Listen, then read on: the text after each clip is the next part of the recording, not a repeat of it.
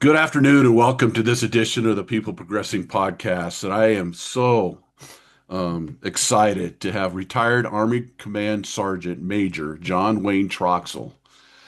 John served as the senior enlisted advisor to the chairman of the Joints of Chiefs of Staff and the senior non-commissioned officer in the U.S. Armed Forces until his retirement from December 11th, 2015 until he retired in December of 2019.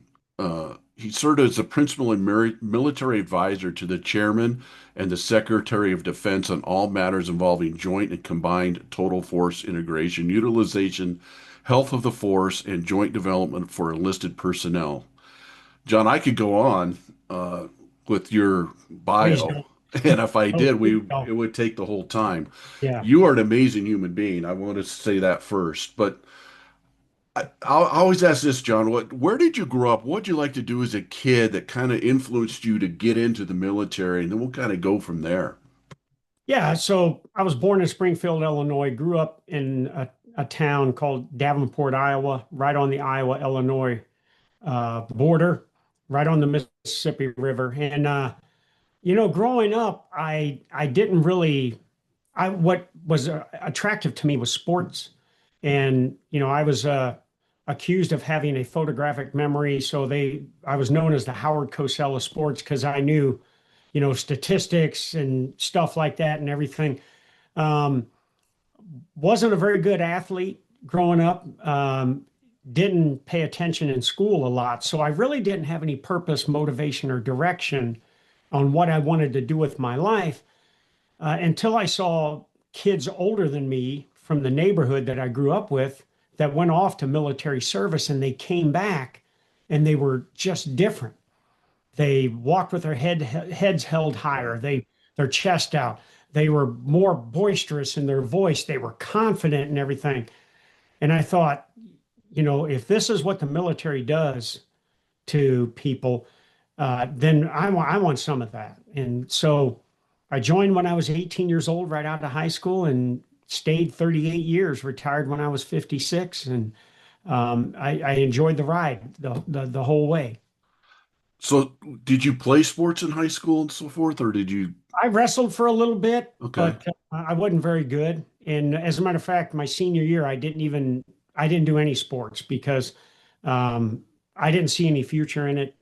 I wasn't gonna, go off and get a scholarship or anything like that. And basically, in my senior year, I just screwed around and, I graduated from high school. That was never an issue. But I had other things on my mind, like beer and girls and stuff like that. And just hanging out with my friends. So the shift. First of all, Davenport, isn't that where the guys who do the picking are from? The Uh, American pickers. oh, I don't know. I It don't really is. pay attention to that stuff. Is that the one you go right over the river and you t head north and go up? My son went to Wisconsin Whitewater. Oh yeah, yeah, that's Well, it. You go we right over go. the Centennial Bridge and Yeah, you're yeah. there. Yeah, It's a beautiful place, by the way. I love that yeah. area. People don't realize how beautiful that place is. You mentioned these, and this always hits me, always hits me. You said purpose, motivation, and direction. You didn't have a lot of that your senior year. Right. When you got into the Army, when did that start happening for you? When did that purpose and motivation and direction start happening for you? Did it happen right when you got on the plane to fly to boot camp? When you got to boot camp, after boot, when do you think that started happening for you? The first time I saw my drill sergeant in that campaign hat and start bellowing at me, I knew, okay, this is real here. And all of a sudden I was like, you know, this is something I'm not accustomed to. So I've got to get on my A game right now. And then as I started going through the critical tasks I was learning in boot camp and in my military occupational specialty schooling, all of a sudden, as Forrest Gump would say, I fit in like one of those round pegs. It just, it was like it became natural to me. And all of a sudden, the more I was successful at marksmanship, first aid or my critical skills as a reconnaissance specialist, the more my confidence grew. And and this is what got me motivated.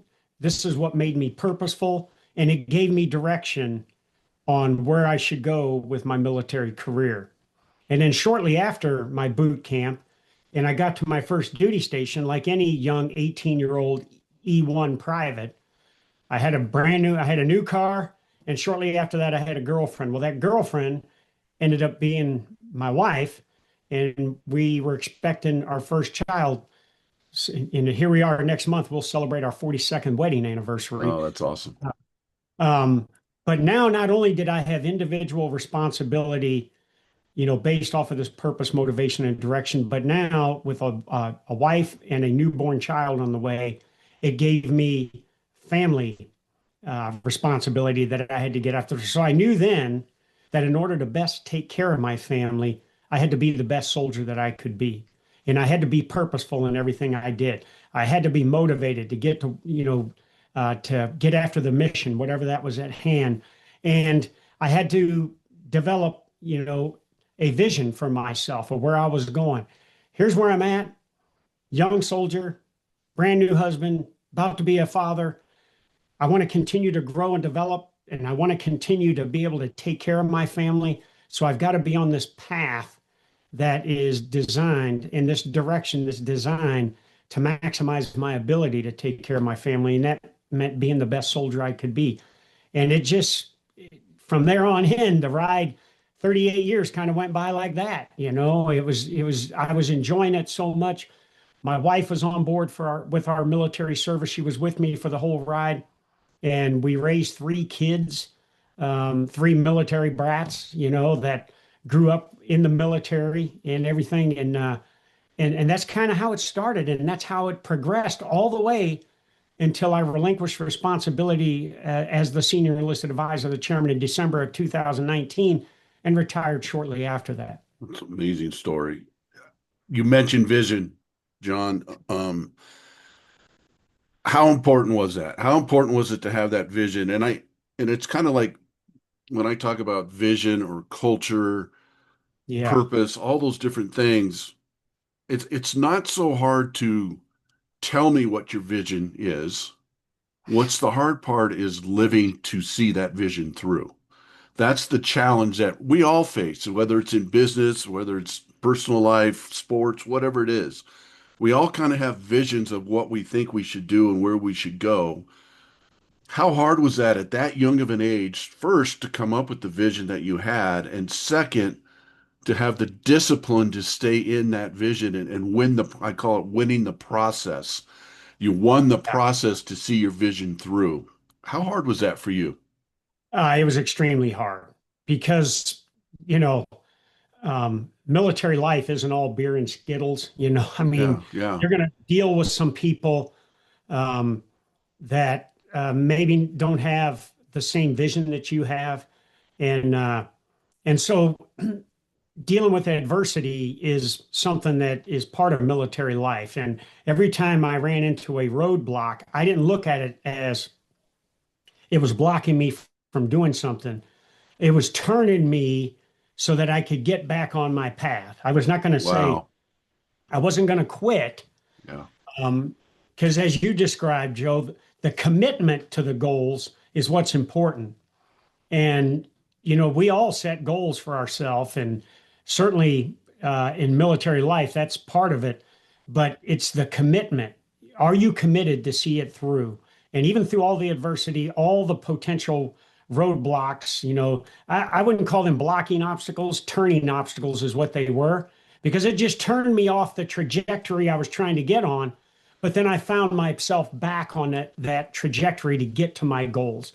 And I think the message in all of that is once you set a goal, you got to be committed. And as you and I know, as John Gordon certified trainers, it's the conviction to see that through and get to those goals. And then once you've done that, how do you set subsequent goals that will continue on your glide path for whether it's prosperity, great family relationships, a great career, whatever it is. John, it's amazing to me when I hear your story and I look back and you talk about growing up, your high school days. You said you weren't in danger of not graduating high school, but it wasn't like a priority, your schooling and those kind of things. You mentioned the beer and the girls and all that kind of stuff. I'm just really interested in your mindset right now in terms of you went to the military, you found your purpose, motivation, and direction from something that you didn't have. You didn't have purpose, motivation, direction. How hard was that, John? How hard was that to make that? I'll say it, it's a change. It's a complete 180 change in your mindset to do that. And that scares a lot of people. That Yeah. that that change scares a lot of people. How did you overcome that? I'm sure there was some fear. Is this what I'm supposed to do? Am I really doing what I want to do? Can I really make this change and become committed and have a purpose and motivation when I didn't have it before? How was that for you? I'm just interested in your mindset here. Well, the good thing about military service is because there's a hierarchy and a rank structure, you always have someone that is over you, that is your boss, your supervisor, or whatever, who is uh, is looking out for your career, your family, and things like that. And there's a sense of what I call healthy fear, Okay. where as you're growing up and you have this leader above you, this mentor. I was always looking for mentorship. I was looking all for someone that I could emulate. And you had this healthy fear that you didn't want to upset that individual because you knew they would hold you accountable if you weren't going in the right direction. But two, because you respected that leader so much, you didn't want to let them down.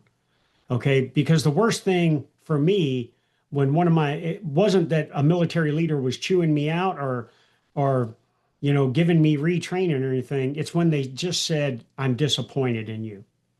That crushed me more than anything. So I said, I'm not going to disappoint my leaders. Once I got on this path, Joe, I said, I am not going to get off this path. I'm going to stay on it.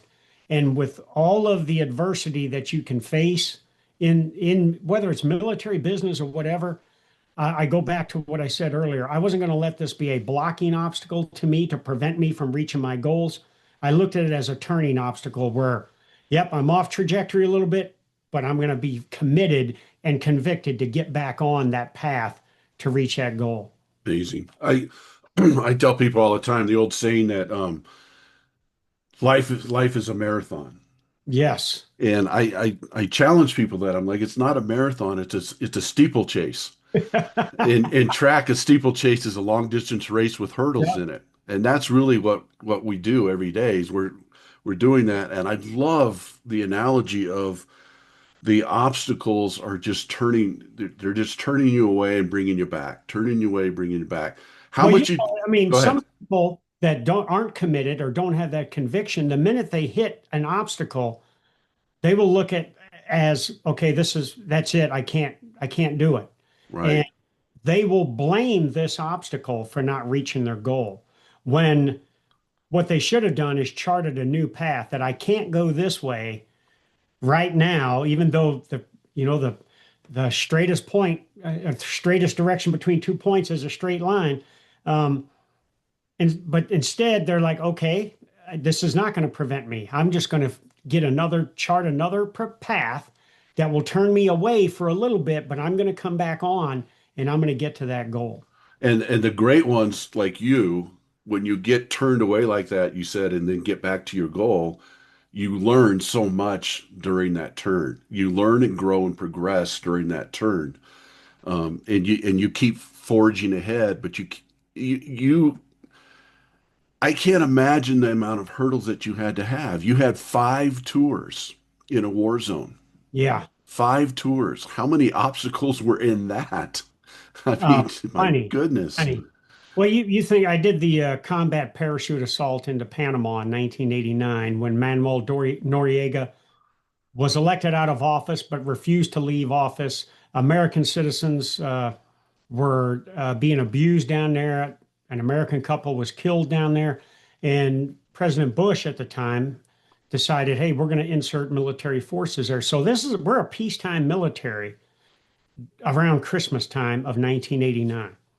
And we got the alert to marshal, uh, rearm or arm up and supply up, get on planes in Fort Bragg, North Carolina, fly to Panama, parachute in to defeat the Panamanian Defense Forces, defeat Noriega's Dignity battalions, his eternal guard uh, that protected him, and then bring him to justice.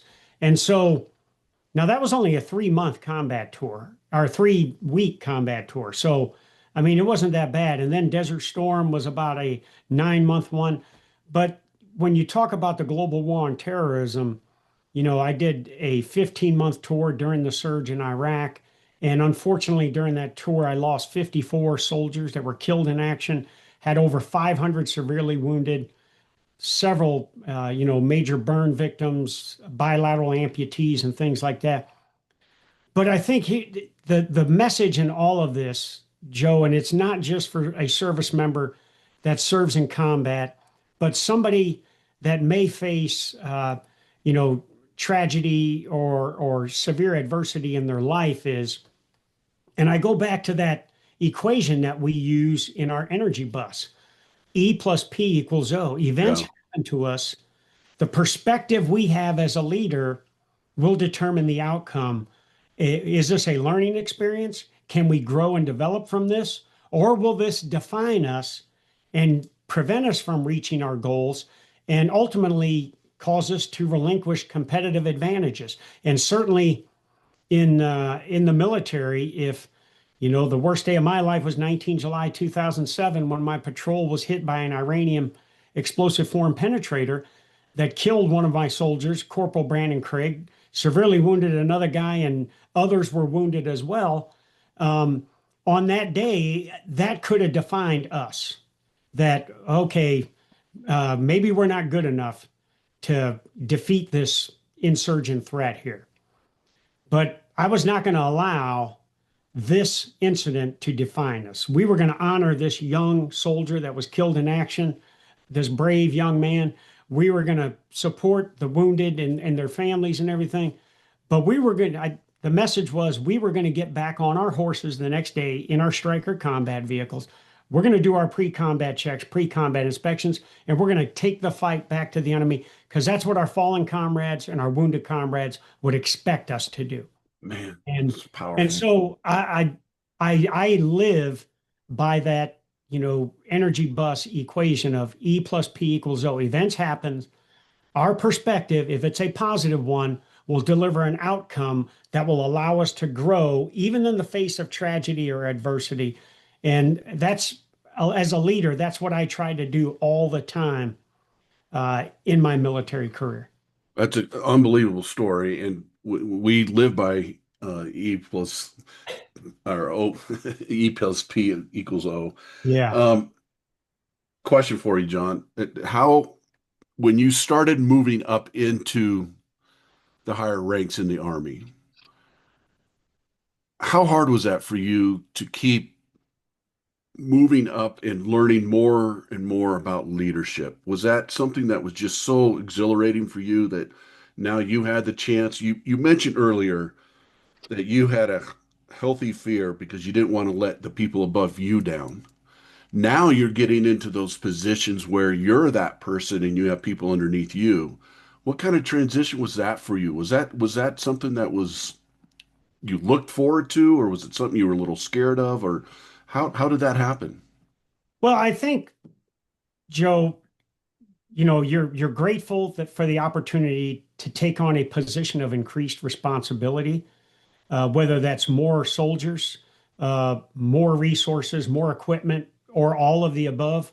Um, so you're grateful, you're excited about that, but there is a little apprehension because now you're moving into a role that you didn't do before, and your span of control is much broader. Um, so that healthy fear is, okay, my boss had enough confidence to move me up to this position and promote me, or the Army has done that. The service has done that for me.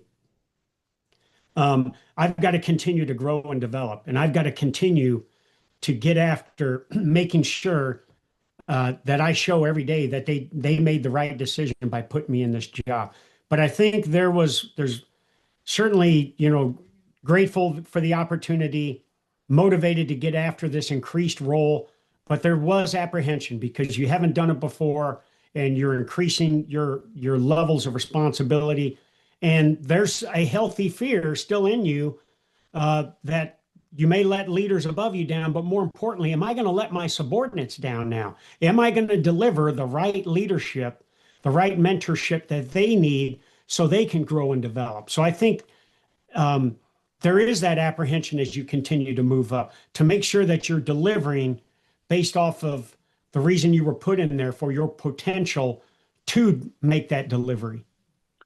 I have to ask this because you've said these two words a lot so far, healthy fear.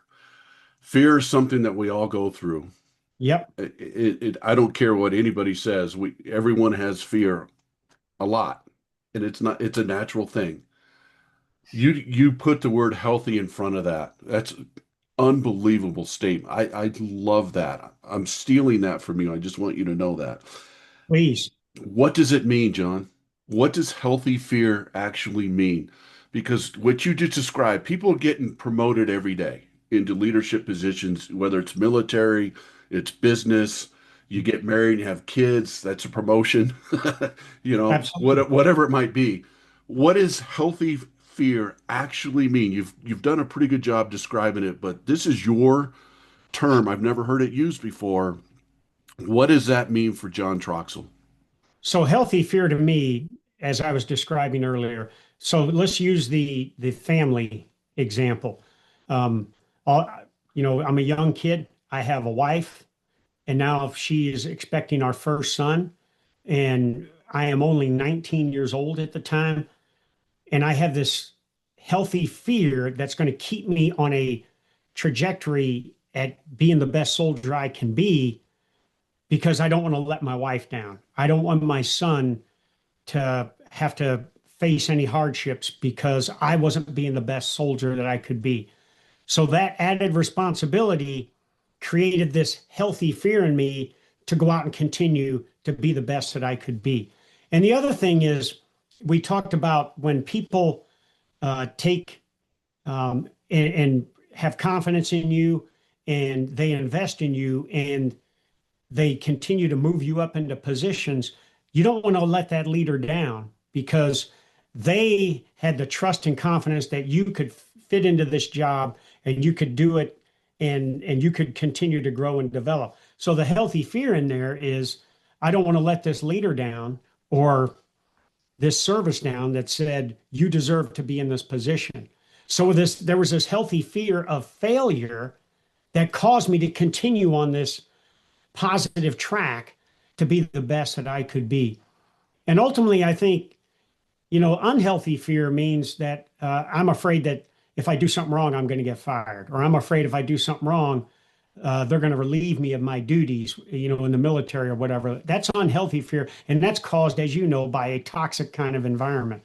Healthy fear is created by a healthy environment that you can grow and develop as much as you want to. You can continue to build on your resume. For me in the Army, every time I wanted to do something like I wanted to be airborne and jump out of airplanes or be a Jumpmaster or be an airborne ranger, all I had to do was raise my hand and do it.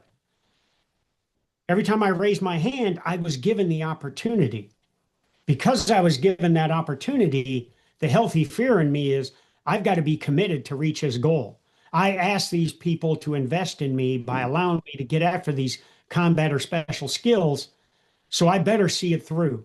And so I would take on the attitude because of that healthy fear, like going to Ranger School, the Army's toughest leadership school, 67 days of just embracing the suck and minimal food, minimal sleep. You're dealing with people without standard operating procedures that you don't even know, and you're expected to build cohesive teams and be successful at simulated combat objectives. And so my attitude when I left home for Ranger School was I'm coming back two ways. I'm either going to be a graduate and wearing that Ranger tab, or I'm going to come back in a body bag. I'm not going to quit. I'm not going to fail. And I told my wife when I left, I said, the next time you hear from me will be when I call you to say, come to graduation, because I am going to stay focused on this. And in that kind of environment where you're under those harsh conditions, you have to compartmentalize your family. So I had to put them in the back of my brain so that I could focus on the mission at hand. And the healthy fear in that was, if I screw up, or if I don't do something right, or if I'm nodding off when I'm it's not sleep time, that I could be setting myself back from getting to the ultimate goal of graduating, to meet the personal goal I had, the goal my leaders had of me who invested in me. But also it would potentially prolong my time from being away from my family, because I might be recycled and have to do a phase over again. And so there was healthy fear every day that I got to stay on my A game. Yeah, this sucked, and we talk all the time about, Dr. James Gills when he was doing Yeah. the Yeah. the ultra triathlons. Uh, the healthy fear, I was able to contain it by talking to myself during those bad times, as opposed to listening to myself. Yeah. Because we all know, if we listen to ourselves, sometimes we can convince ourselves that it's okay to quit. But I continue to encourage myself and everything. And so that's what my definition of healthy fear is. So And yeah, I'm yeah, go sorry. ahead. I have to, this is unbelievable stuff. I talk about purpose a lot. And Yeah, I wrote a book called The Three Ps: Find Your Purpose, Perspective, and Passion. And I wrote it, John, because 70% of Americans are disengaged at work, because yeah, I feel like they don't have a real purpose to go to work. And you find your purpose when your purpose is greater than yourself. yeah, That's what you just described with healthy fear. Everything you described with healthy fear was you didn't want to let someone else down. yep, You wanted to prove people right in their belief in you. yes, You did it because someone thought that you could do it, and you wanted to prove them right. yeah, Unhealthy fear was I didn't want to. It was more towards yourself.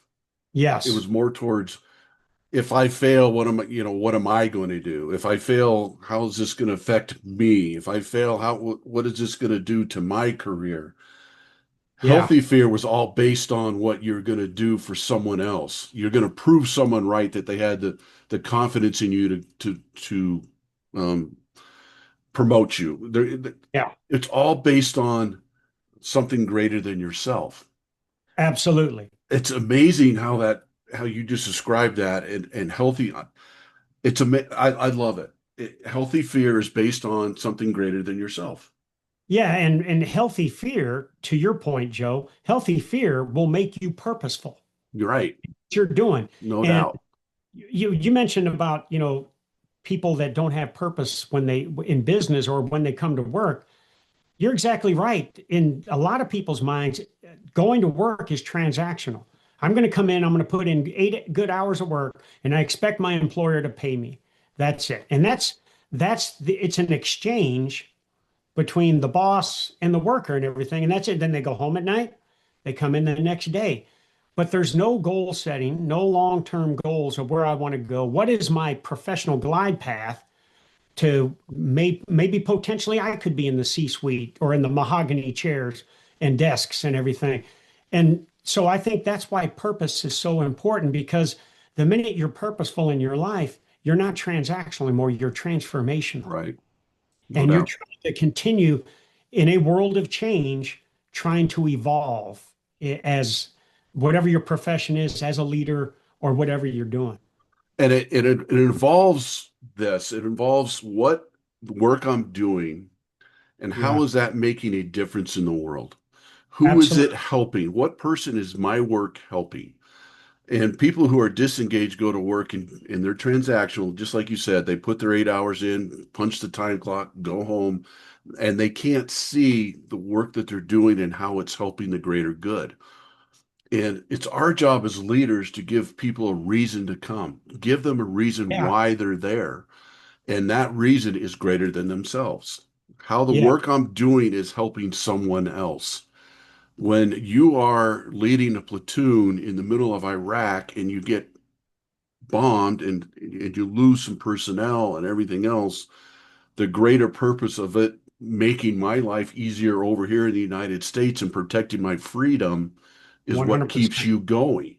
Yes, sir. Just unbelievable stuff. And as you keep going up into the Army now we're kind of moving into your career as you kept going up. The leadership that you learned moving from position to position had to be just a great education for you. And you've mentioned transformational leadership and transactional leadership. Where did that start coming about for you, John, in your journey? So, transactional leadership, especially in a military sense, you're always going to have some of that stuff. You have to do efficiency reports on people, on how they're doing in their job, putting them in for rewards or doling out punishment or whatever. There's always some kind of transactional piece. But I wanted more than just this quid pro quo, with my soldiers. I wanted to build lasting relationships that were based off of love and mutual respect and trust and everything. And so um, you have your three P's. I got my three P's. Mine are presence, performance, and persistence. And presence is your presence as a leader, not just being at the points of friction where you can make sound and timely decisions, but how do you carry yourself with your subordinates? Some leaders have this "I'm up here, you're down there, bow, kneel, yield" kind of Yeah, stuff. yeah. I wanted to flatten the field, still understanding that I'm the leader and these are the led and everything, but I wanted to flatten it so we could have eyeball to eyeball, kneecap to kneecap kind of conversations that they trusted that they could come to me with any challenges they may have, whether it's their family, their career, or in life or whatever. I wanted to transcend the transactional stuff and be transformational and have this family type environment, and that goes along with performance. I was never going to do something as a leader that I wasn't going to make my subordinates do something that I wasn't willing to do myself. And if they had trouble getting after a certain task or anything, I was going to make sure that I was there to demonstrate how to successfully do this task. I wanted to make sure I was knowledgeable on everything associated with my span of control, whether it's the people, the resources, the equipment, or whatever. Doesn't mean that I have to be the expert on that equipment, but I better have a working knowledge that I could assist service members and I could mentor them to get better in the use of that equipment. And then the last one is the persistence in getting after the art of influence and being transformational. And we know in our power of positive leadership, we talk about love and accountability. And I equate that to being persistent and balancing the humanity aspect of leading, which comes with empathy and compassion because you're dealing with human beings, with the necessary discipline and accountability that you have to have, especially in a military context, that will maximize your efficiency and proficiency in your wartime mission. And I think through sets and repetitions of constantly engaging and being, close knit with your team and showing that mutual respect and care and love and everything, you're able to get after that and you're able to balance it, knowing that some days, you got to put the hammer down because we may be behind in whatever task or production we're trying to do. But there may be other days we say, you know what, we're taking Friday afternoon off. And oh, by the way, let's go have a beer together. And if you don't drink beer, come have your favorite soft drink or whatever, and understanding that ultimately, especially in a military context, the American people expect you to be on your A game when called. And so that's where that healthy fear comes in, by balancing and being persistent at getting after that art of leadership. So between leader presence, the performance of the leader, and the persistence at getting after the art of influence, wrapped around that healthy fear of not letting people down, and also understanding not to let yourself down, drives you to maximize your performance as a leader. I have to ask this because it's people are listening to this podcast are sitting there saying, did this guy who was in the military for 38 years, who made it to the highest rank of his of a that he could possibly make in 38 years, did he really just say love, care, family as Absolutely. part of the military? Yeah. Yes. Explain that. I think it's beautiful. Well, I mean, I was a career paratrooper in the 82nd Airborne Division, did a combat jump, being an airborne ranger, 5 years in combat and everything. And people think I'm this hardened warrior and Right, everything right. like that. I used to be a hardened warrior. Now I take my Yorkie pups to Starbucks for puppuccinos. So I'm kind of like the Grinch, The Grinch That Stole Christmas, where he finally found the error of his ways and his heart started to grow and grow. But I think when you are in a profession like the United States military and where you are in some of the most dangerous places in the world against an enemy that is trying to kill you and your battle buddies and everything, um, the best way to build close knit relationships is through shared hardships. And those shared hardships for soldiers is being in combat together. And yes, there's a lot of patriotism in the military and people fight, for the United States of America. But in the end, their healthy fear is they don't want to let the man or woman down on their left or right, where if they are not on their A game, potentially they could get hurt, more so than yourself getting hurt or worse yet, killed. You don't want that to happen to your buddy or certainly as a leader to your soldiers. So there is a love and care that goes on in the military, and it's done, in ways that the average citizen wouldn't understand because, there is a lot of, kind of graphic language that we use and things like that with each other in jest. But this is because we have broken down the barriers between us of where we grew up at, the cultures we grew up at, even what our race and gender is, and we have bonded together as brothers and sisters with mutual respect and love and care for each other. And it's hard for the general public to look at that and say, wow, the way these guys talk to each other, are they really that close? Well, yes, we are that close. We are so close that's why we talk to each other like this, in a jest kind of way. So how does that translate, John, into your teaching for business leadership? Because I believe the same thing in business leadership. You need to have love, care, relationships. You need to be a family, and that business will grow and prosper if you have that. And there's some people out there who say, no, that's not what the business is for. It's come in, do your job, get it done, and let's try to grow that way. How important is love, care, respect, family atmosphere in a business situation? I think it's absolutely critical, Joe.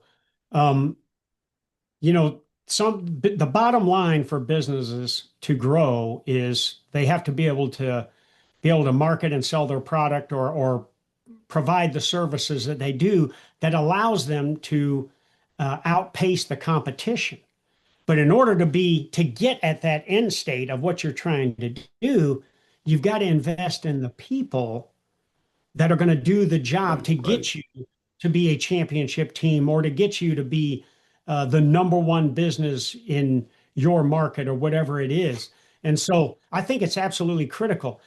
Now, since you brought that up, I consulted for a business one time, a multi-million-dollar business, where I came in and the CEO told me, I want you to go around and I want you to meet everybody and I want you to tell me how we're doing here business.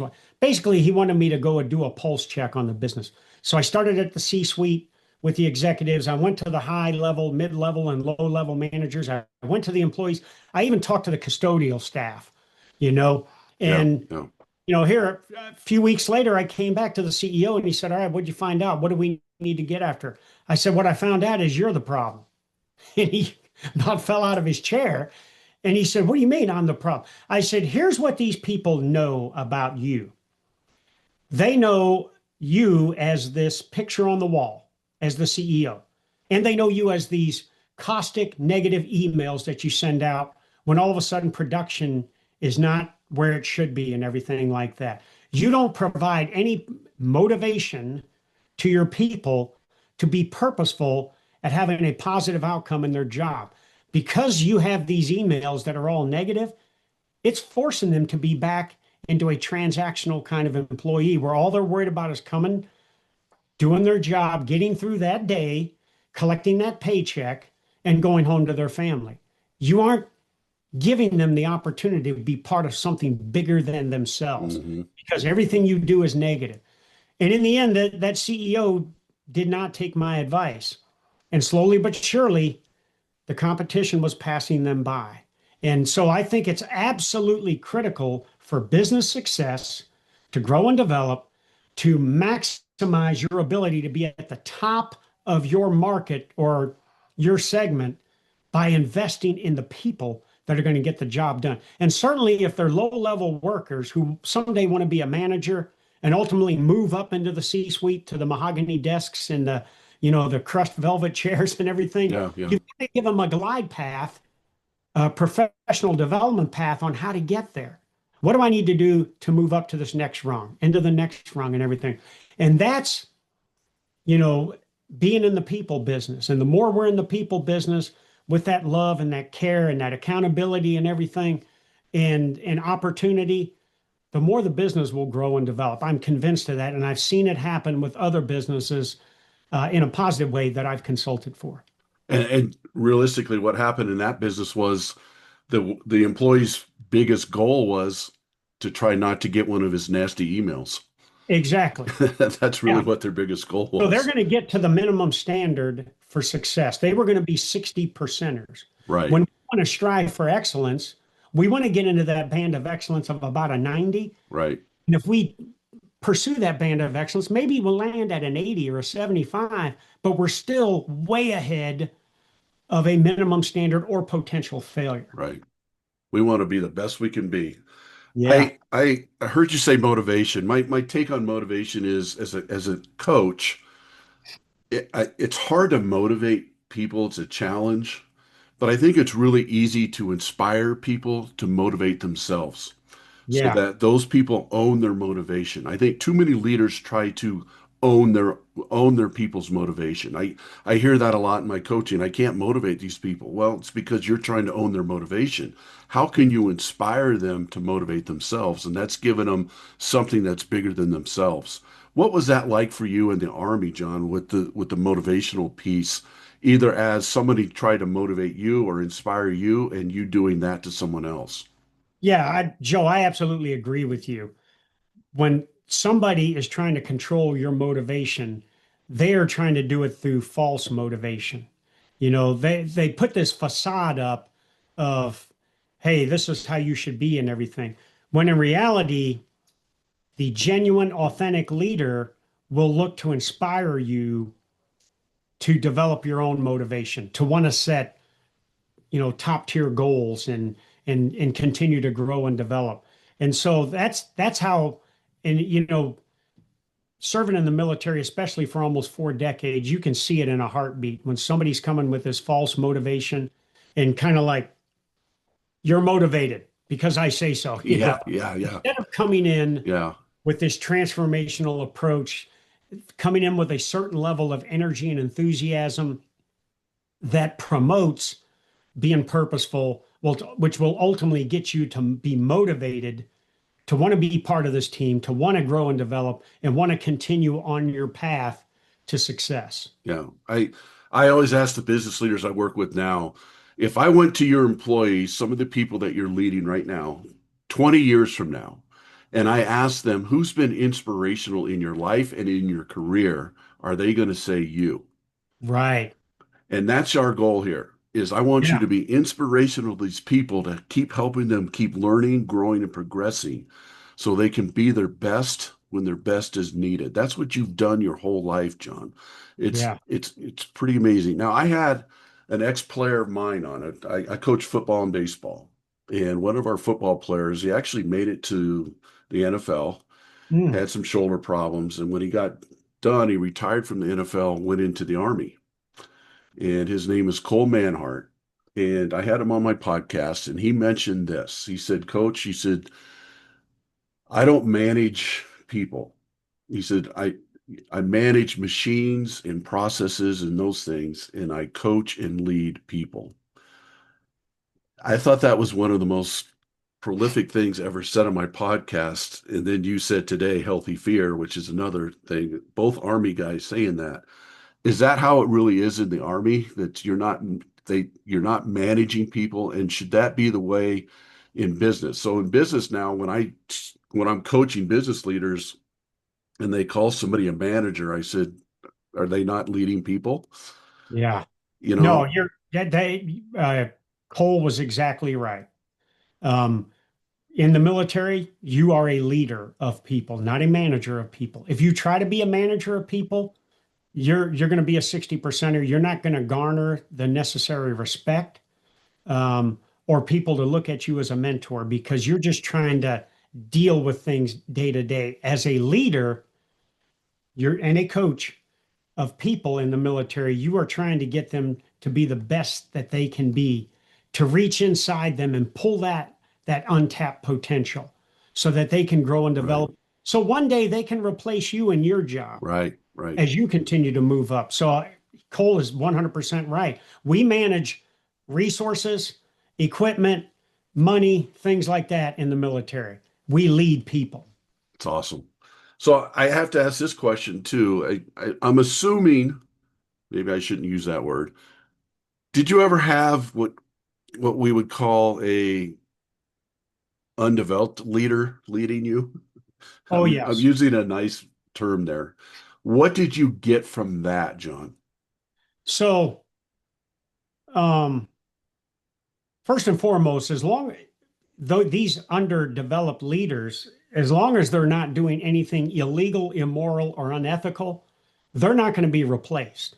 Now, in business, yeah, I mean, if production is down, if they're missing goals and everything, certainly the CEO may say, "All right, you're out of here."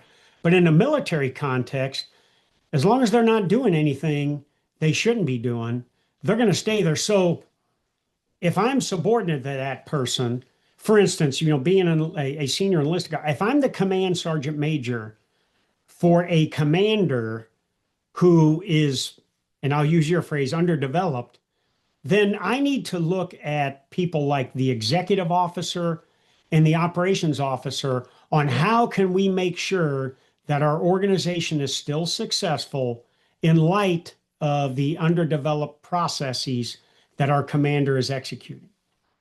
And as the senior enlisted guy in an organization, I felt I had to have the intestinal fortitude to go have that conversation with that commander to say, hey, look, you're not where you should be and everything. And sometimes they can't help themselves, because they don't understand a path to go after it and everything. So how do I make sure that the organization doesn't fail in light of that? I have to have trusted teammates around me. And the examples I use, the executive officer, the operations officer, maybe others from the critical staff, at the organizational level to help us stay on glide path. And then how do we show that we are a synergistic team at that level to our subordinate organizations? So the subordinate organizations aren't like, well, that's pretty dysfunctional up there. How do they expect us to be functional and everything like that? That is where that persistence in getting after the art of influence and leadership is so critical, Joe, in my opinion, Mhm. when you have someone that is an underdeveloped leader over you and they haven't done enough wrong or anything wrong to get them removed. And so, how do you deal with that? And that's where that art truly comes in. And I don't think you can do it alone. You have to have trusted teammates that see the same things and understand that, yes, this is going to have an effect on our organization if we don't address it. So let's get together and figure out how we can make this person successful, especially in a military context, if it's the commanding officer. How do we make them successful without making our organization unsuccessful and or creating fissures in our morale and in our efficiency and things like that? Tough, very tough sledding right there to get after. But I had to deal with that a couple times. But, And yeah, go ahead. I'm sorry. but I bet you learned a ton from it. Oh, yes, absolutely. You know, and then think of this, this is on a positive note. Uh, as the senior enlisted advisor to the chairman, I worked for the senior uniformed military officer, the chairman of the Joint Chiefs of Staff. I advised him and I advised the Secretary of Defense, the senior defense official in the entire armed forces. Both very busy men. And all three of us were on different schedules. Obviously, the Secretary of Defense dealing with the president, dealing with ministers of defense around the world, the chairman dealing with Congress, dealing with the administration, dealing with fellow chiefs of defense around, and me gaining the pulse of the force around the world and delivering the why to the troops. Sometimes we couldn't communicate a lot. By email and text, we did a lot, but there wasn't a lot of that in-person kind of communication. So how do we get around that? Well, who is with the chairman every day? His aide de camp, his executive officer, his chairman's action group. So I built relationships with those people so that it would bring me closer to my boss, even though I may only see my boss 2 or 3 days a month, So building relationships and building this network around, and I called them spheres of information and influence, that helped me stay tied into my bosses. That was absolutely critical on a positive side to continue to be successful.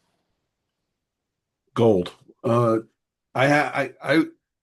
I would be remiss if I didn't ask this question, and you don't have to answer. You can tell me. I just can't answer that. But you you've mentioned parachuting in to basically a war zone. Mm-hmm. You've mentioned taking your platoon and getting bombed, and you've been over 5 combat tours: Desert Shield, Desert Storm, 2 hours, 2 tours in Operation Iraqi Freedom, Operation Enduring Freedom, Afghanistan. I just have to ask, John, what was your mindset when you're on the plane and you're going to parachute into that situation? How do you do it? How does that Well, happen? Joe, I'm glad you brought that up. I call it you cross over. You cross over with mentally and emotionally, I'm never going home again. I'm going to die here. Physically, we're all fighting to stay alive. We're all fighting to keep each other alive and go home. But the enemy gets a vote. And so when you cross over mentally and emotionally, it drives you to do things physically there that, well, if I am going to die, I'm going to take some of these, excuse my language, these bastards with me. And that's why you see so much heroic stuff happening on the battlefield. Because you've told yourself mentally and emotionally that this is it, and I'm going to get after it. And you're doing this because you've crossed over. You're doing this because you don't want to let your teammates down and everything. And at that point in time, this is what it is. And hey, I'm on my way to, and back then we didn't have cell phones in 1989. The landlines were cut off for intelligence and security reasons. And so I left that morning and my wife thought I was coming home at lunchtime to go Christmas shopping with our boys. I didn't come home till 3 weeks later. And I told myself when I was getting on the plane, with my parachute, my combat gear, my weapons, my ammunition and everything, sooner or later, my wife will find out I'm in combat. And, part of crossing over is reflecting. And I was like, at that point in time, I was like, we've had 6 great years of marriage. We have 2 sons right now. I've had a good life, but let's go. So Wow. I had to put all of that out. Now, here is where the problem comes in and why you see problems with post-traumatic stress disorder and things like that with veterans. The vast majority of people that go into combat do come home. So now you have to cross back over Over. that you are going to live.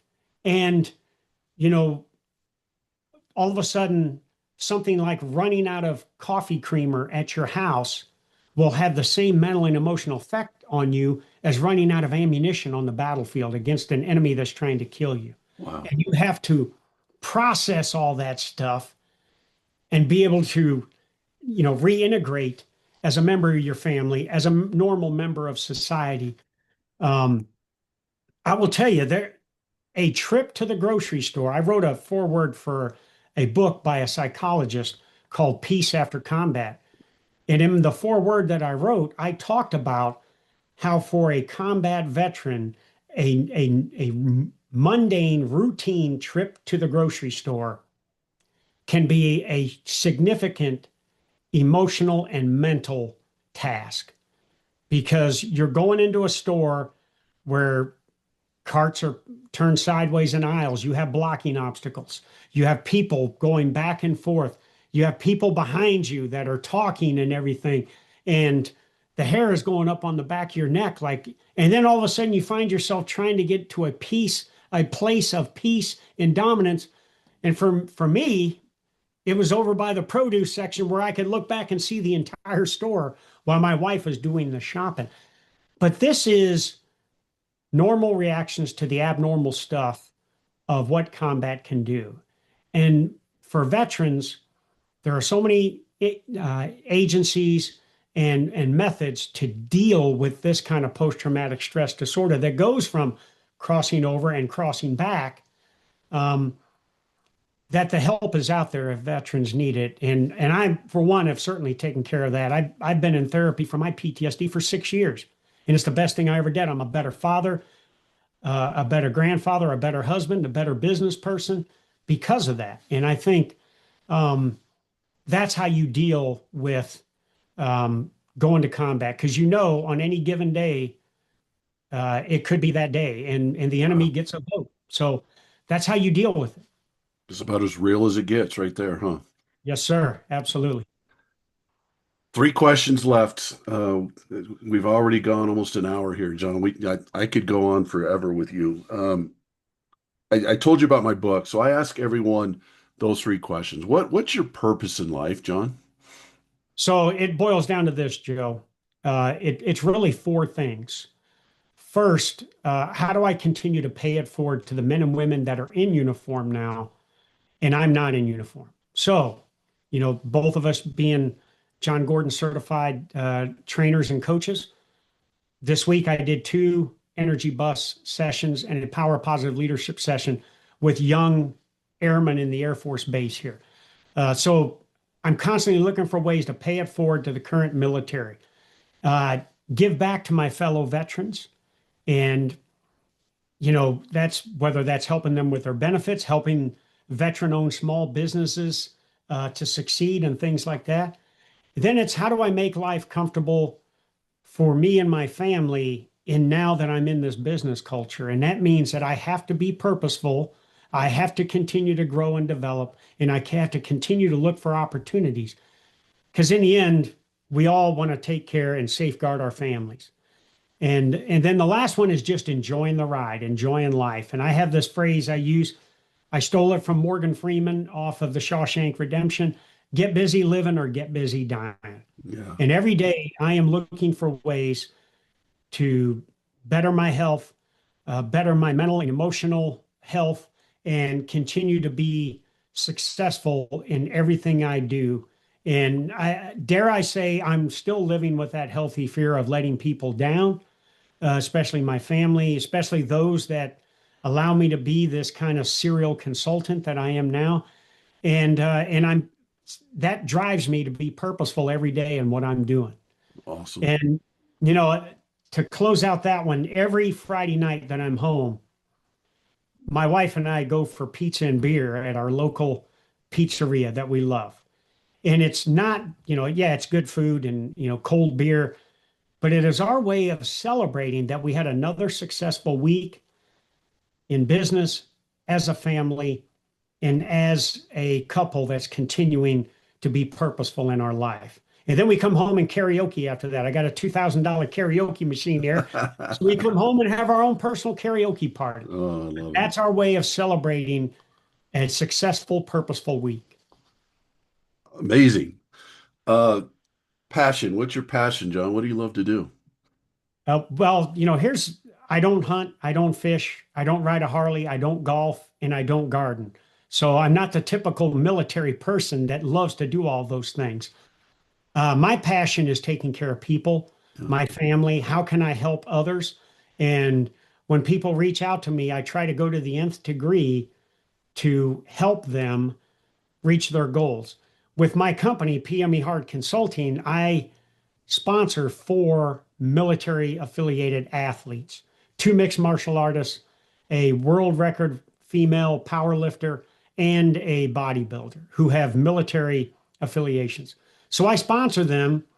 Obviously, it's a good marketing tool for me and my business, but more importantly, to allow them for the time they've been associated with the military now to reach their athletic goals.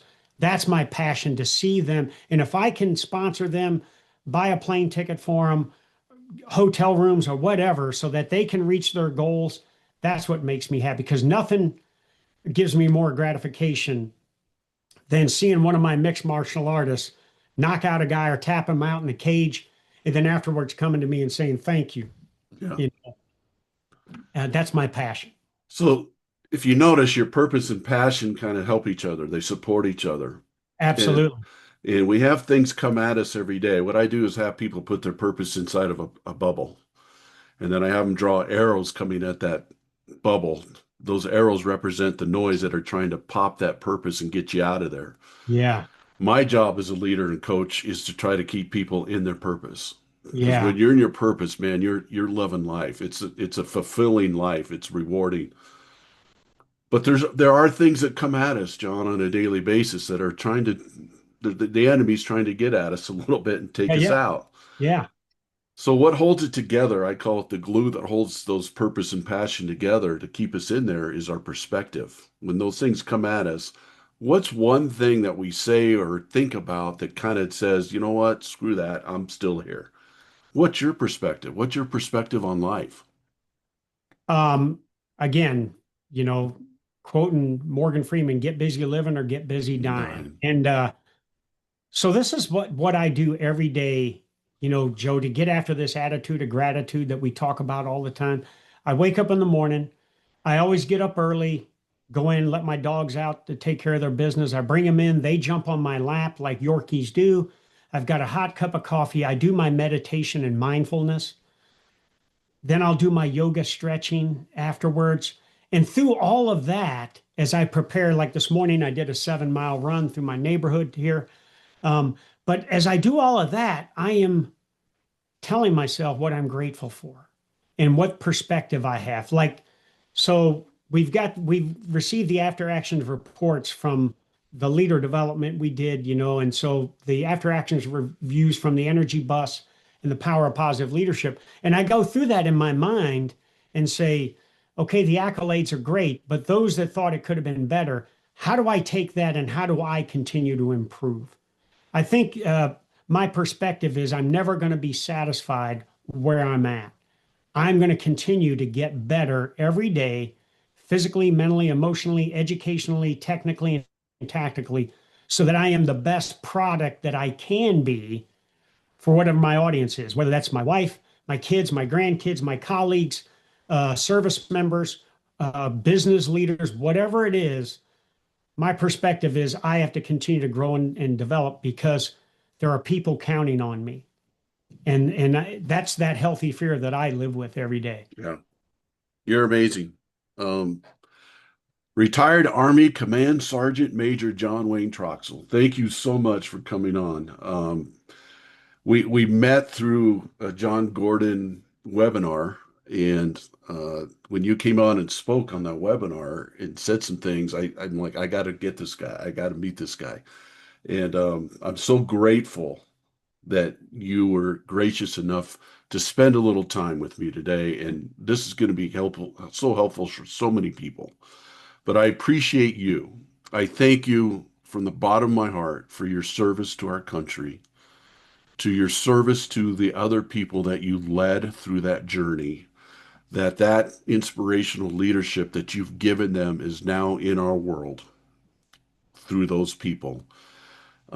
You're an amazing man, and I appreciate you more than you know. And this is going to be a long-lasting relationship because I'm not going to let it go Absolutely. I from look here. forward to building on our relationship and our friendship, Joe. Thank you for the opportunity. Thanks for continuing to give back in your own way there. And thanks for continuing to be an inspirational leader. Yeah, Now, you're. before we go, do you mind if I take a picture of us? Yeah, that'd be great. That'd be awesome. Okay, boom. So I can put it on our John Gordon certified trainer page to let people know that we're just not transactional in what we're doing. We're Right. building a transformational relationships that's built on mutual respect, learning from each other, and in the end, friendships. Yes. So thanks for having me, Joe. I appreciate it. Thank you all so much for listening to this week's edition of the People Progressing podcast. It was unbelievable. Please share this. Please subscribe to it. And let's keep growing this so we can get more things like this out there for people to hear. And thank you again for John Troxell and appreciate you all. And like I always tell you, please, please, please keep progressing and getting better and learning and growing and progressing. Have a great week.